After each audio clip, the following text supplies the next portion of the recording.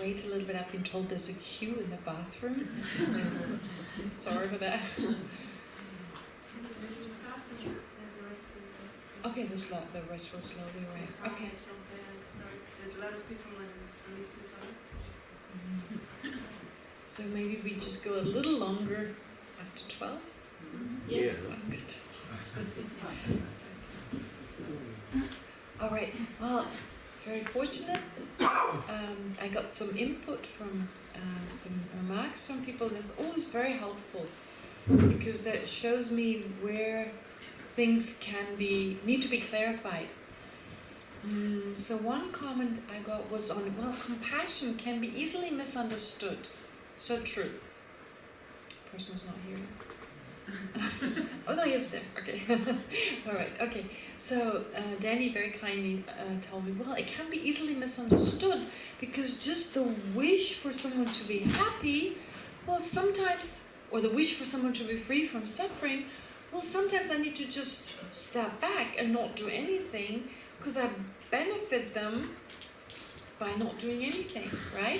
So the wish for someone to be free from suffering, and even taking it further, the wish may I be able to remove their suffering, which takes it a step further, that could just be gain the experience, to just be there, but without actively going out. So of course that's so true. This is why usually, and I didn't mention that, but usually compassion cannot work alone. It needs to be assisted by wisdom. Because of course, helping others, I may have the best intention, but I could make things worse. So to learn, of course, and this is where wisdom is so important. We're already talking about the object of wisdom here, talking about the mind, or the self, of course. But also in that department, also we talk about short-term happiness and long-term happiness. Okay? So I can relieve quickly someone from their suffering, but in the long term, I've not been able to help them. So the classic example, don't give someone a fish, give them a fishing rod so they learn how to feed themselves. So don't feed people, teach them the means to feed themselves, kind of idea. So very important, that definitely needs to be mentioned. But just wisdom, of course, just knowing how to do things without combining it with compassion, that's a problem. And I think in this 21st century, we have a lot of understanding, a lot of, well, wisdom. I agree with him. He was saying rather than intelligence, really wisdom. But we're oftentimes also lacking on compassion. So the Dalai Lama is very much, it's one of his other responsibilities, not just to bring about harmony in between religions, to kind of promote harmony, but also to introduce ideas such as love and compassion in schools, to make that part of the curriculum, to teach children to be more compassionate, more loving with themselves and with others, because they're really good at it. As kids are, they learn quickly. But that's just not part of our curriculum. A lesson on compassion, a lesson on love, right? And then wisdom, of course, we're promoting that in terms of first educating children and hoping to teach them to think for themselves, etc. But those need to be added. So there's more emphasis on, there should be more emphasis on compassion, etc. But very good comment. So usually compassion should not go without wisdom, number one. Then secondly, someone remarked, which is also very important, well, if we say the other person doesn't exist the way it appears to us, and therefore attachment gets lost, or attachment may just disappear, well, we need to make sure compassion doesn't get lost, right? Because if we believe there's nothing there, there's no one over there, why would you have compassion? Compassion for what? For space? No, it's very important to specify what is there and what is there not. Okay, so hopefully I'll be able to do that. How attachment can be reduced through a correct sense of how phenomena really exist. But that doesn't mean compassion is reduced. Compassion grows stronger in its place. That's really the goal. So very important to be careful about that. And something else someone mentioned was, and I'm getting, hopefully I'm not getting confused about who said what, but something else was, there's always this danger, because this is a technique in the Tibetan Buddhist tradition, in particular in a tradition called Gelug, where a lot of emphasis is put on intellectually first understanding it. Now, and the person remarked that sometimes people say that, yeah, I understand that, but I can't practice it. It makes sense, but I can't do it. Yes, that's a problem. Why? Because we all say, beauty lies in the eye of the beholder, to just give you an example. But we don't act like that. We all say, I know I can die any day. And then we plan as if we're immortal. We plan our life as if we're immortal. We know we're going to die, but we live as if we were immortal. Does that make sense? Why? Because our problem is that a lot of our knowledge is superficial. It's a superficial intellectual knowledge that never goes deeper, that never goes onto an emotional level. Now the question is why? The question is why?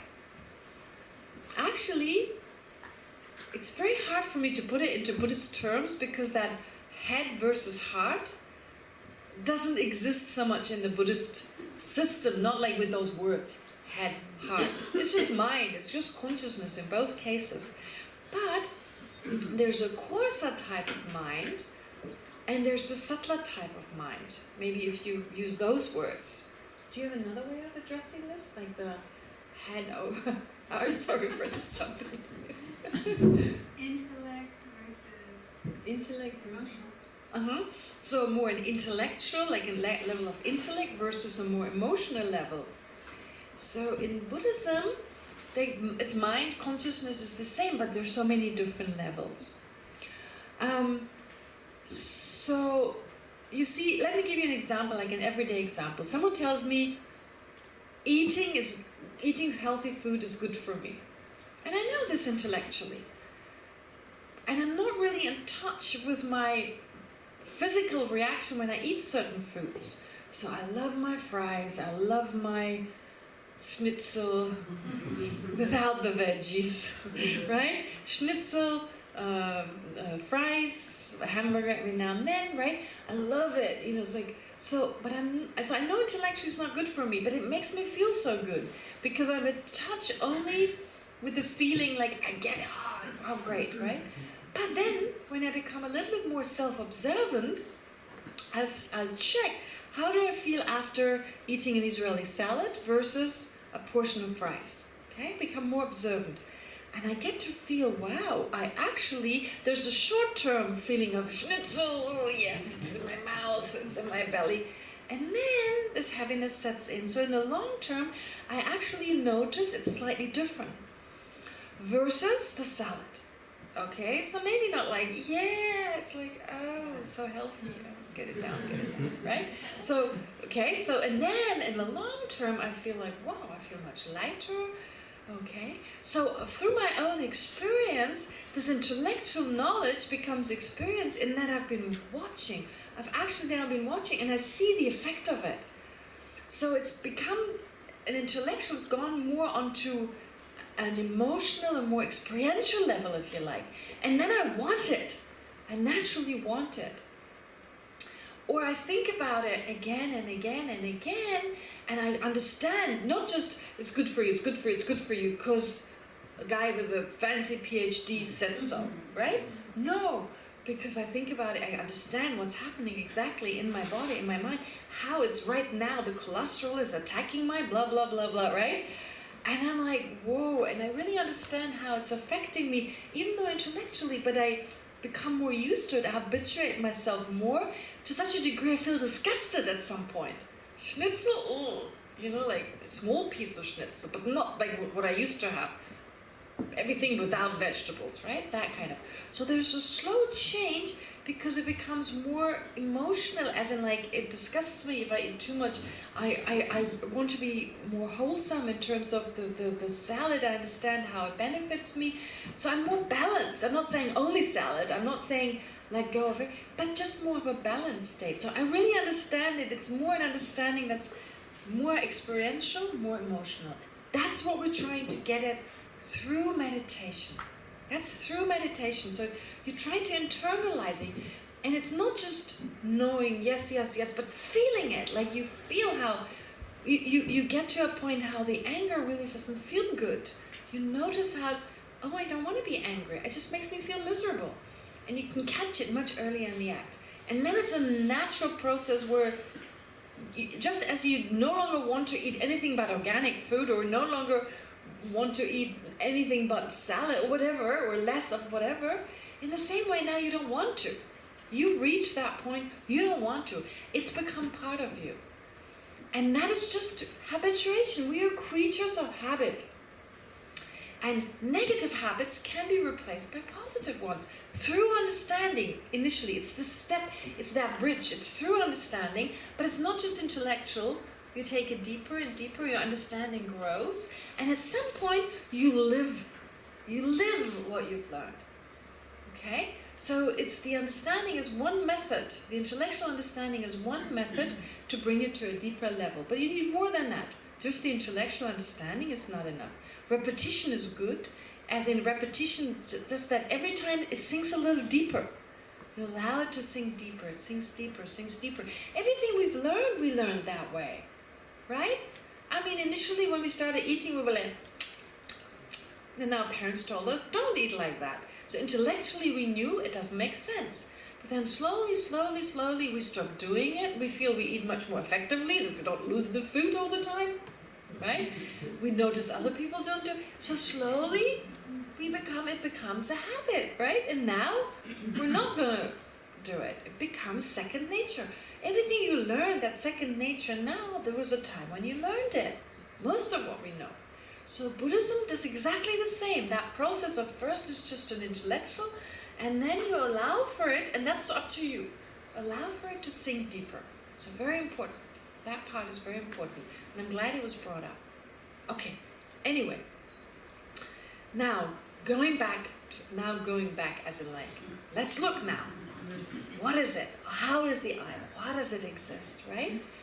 So, with regard to everything that appears to us, let's face it, everything appears as very solid, like this is this is that, this is good, this is bad. The older you are, the stronger our sense, this is this is that. I'm here, you're over there. Okay? It seems to be very solid. But actually science helps us to understand that just on a molecular level, on an atomic level, what seems so solidly around us is actually made up of tiny, tiny, tiny atoms. So, in fact, as Holland says, scientists tell us that the more closely we examine things, the more likely we're to find empty space. Right? Okay. Now, we're not hoping to find empty space as such. Something else.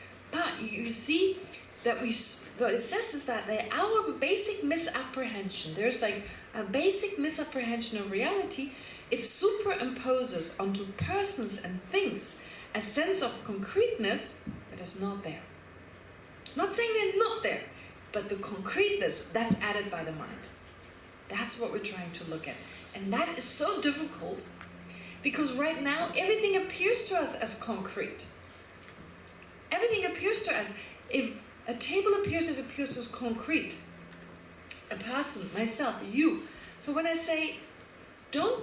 try to make you understand that the concreteness is just an addition by the mind, then the object disappears, because for us the object and the concreteness are the same.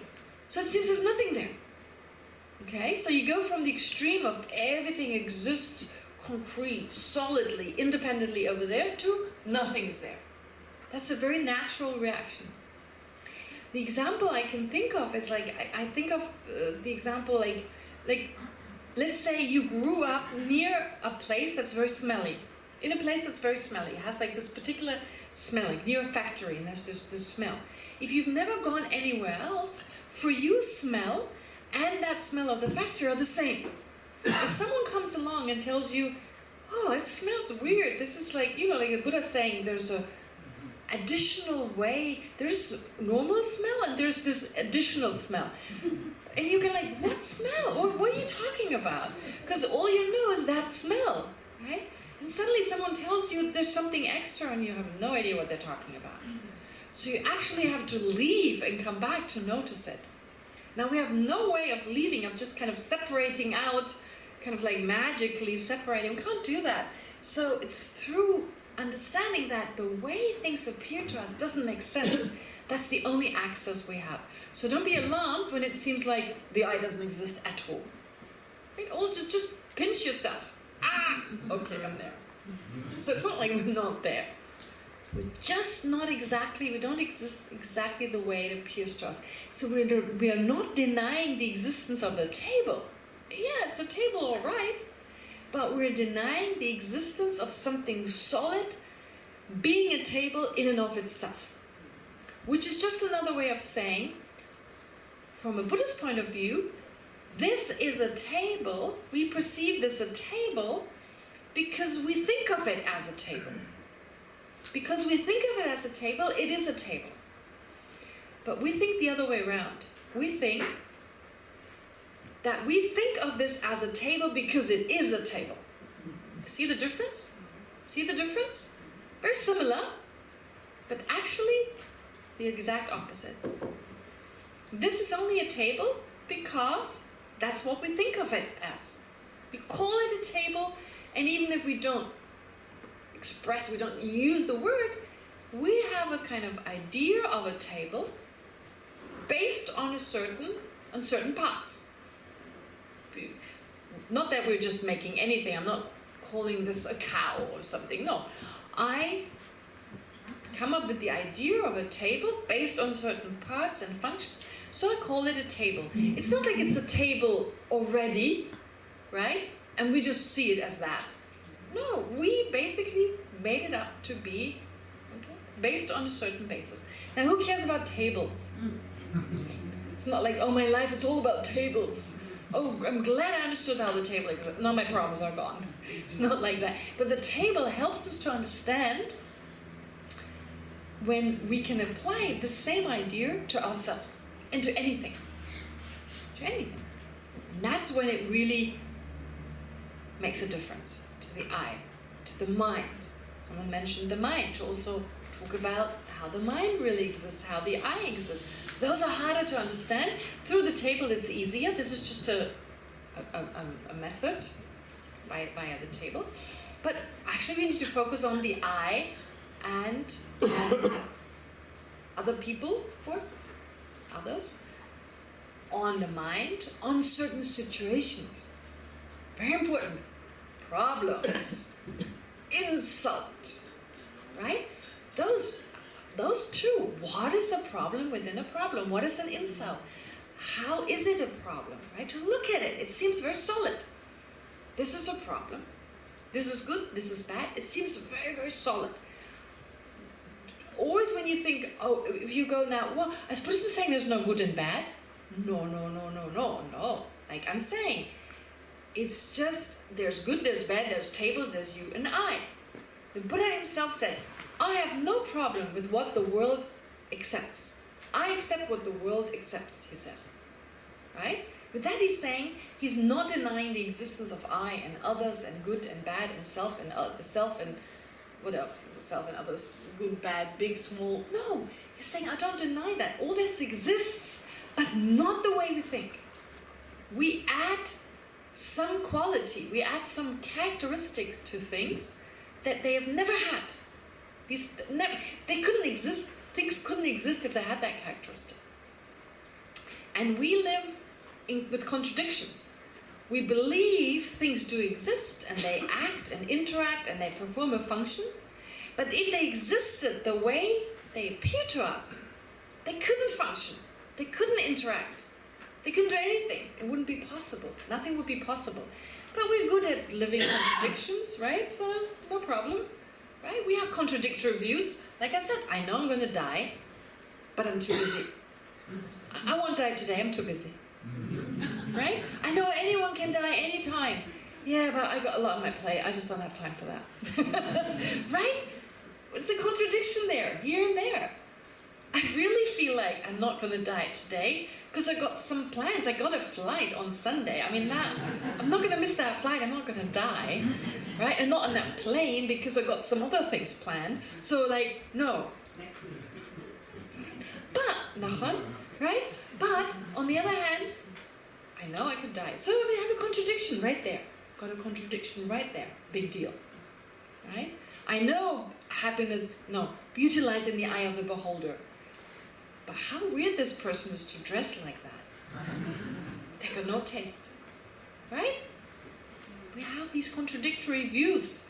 So let's check which one is right and which one is wrong. Alright. So anyway, let me just make sure. Okay. Now, discovering the source of the problems. So basically, I didn't have that much time to go into this second chapter. Laying the ground for insight to grow. So basically he's just saying that our misapprehension of reality, that's the main problem. That we believe things exist more solidly, I've already said that. That science actually helps Buddhists. Yeah. Scientists are totally, more and more scientists in Buddhism are getting closer and closer and closer. This is a beautiful phenomenon because initially science seemed to suggest an objective world out there. They've moved away from that. Because that objective world that we are measuring, it's a subjective mind that's measuring. Right? It's a subjective mind that perceives things. So how subjective can you be? How objective can you be?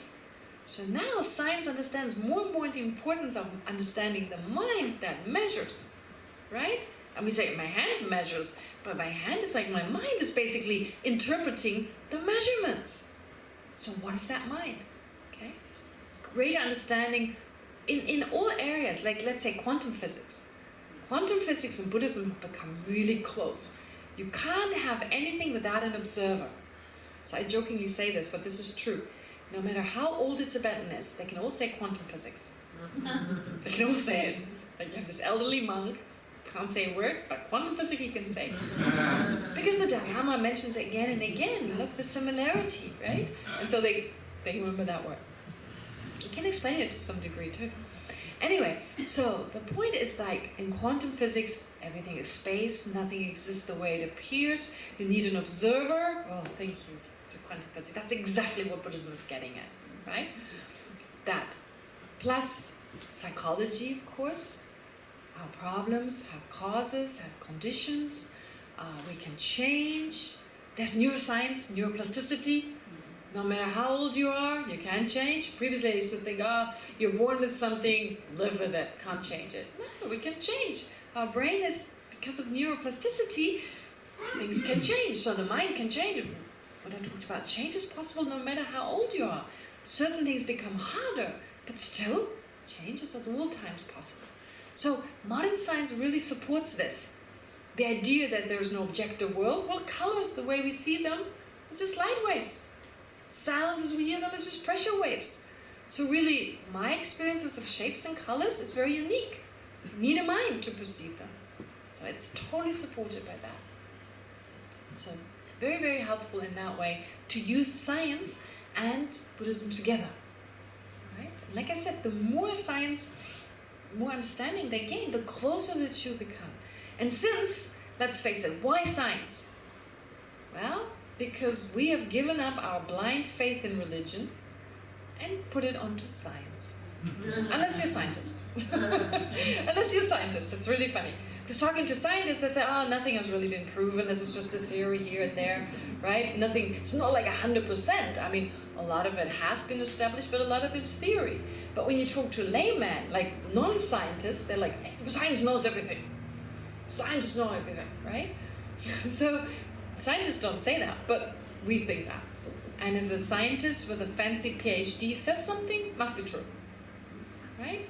So basically our blind faith in religions has just been replaced and be placed on something else. So if we criticize religions for having blind faith, which is wrong, Buddhism does not propagate blind faith. No, only faith, believe in something as long as we can't experience it, when it makes sense. Right? We believe in a lot of things that we don't know. We believe we're born on a specific day. We don't know. We celebrate our birthday for how many years now in a row? We don't know we were born on that day. Right? But we believe it to be true based on the fact that our parents didn't have a reason to lie to us. Okay, and that's the least that we believe in. Believe in so much that we say we know, but we actually just Googled it and read about it. But we don't really know ourselves. We just know about it. And that's okay. We live our life. I believe that Israeli salad is good for me. I don't know. Makes me feel good. I like it. Okay, so I eat it. It's based on belief, based on faith. But belief based on reasoning. So that's important. It needs to be based on reasoning. Which is also another reason for applying the reasoning here, because if there's some understanding, you may end up going, well, yeah, maybe the self doesn't exist that way. I kind of believe in that, because it makes sense. Alright? But of course, faith should be, from a Buddhist point of view, only go on that long until you know yourself. Right? You believe in it for only as long as you get first-hand experience, and that's the whole goal, to really come to a conclusion. You really come to know it yourself for that long, because that makes a whole difference. If you know this is not good for you, you're not going to do it. We don't do things to harm ourselves. I mean, if we want to be happy, and of course we may have some other complication here, which I just found out a few years ago, that some people actually have the wish to be happy but feel they don't deserve to be happy. Wow, now that adds an extra complication. Right? Feeling you don't deserve to be happy. I personally think, and this is not mentioned in the scriptures because this is new. This is not something the Tibetan experienced or the Indians experienced. This is a cultural thing, right? We experience maybe the Judeo-Christian kind of background. And of course, suffering that other people experience, great suffering, and feeling we're connected to them, and feeling I cannot be happy as long as they suffer. I mean, it's kind of sweet to feel that way. Kind of, what's it called? Sympathy, or what's the word? Sense of, not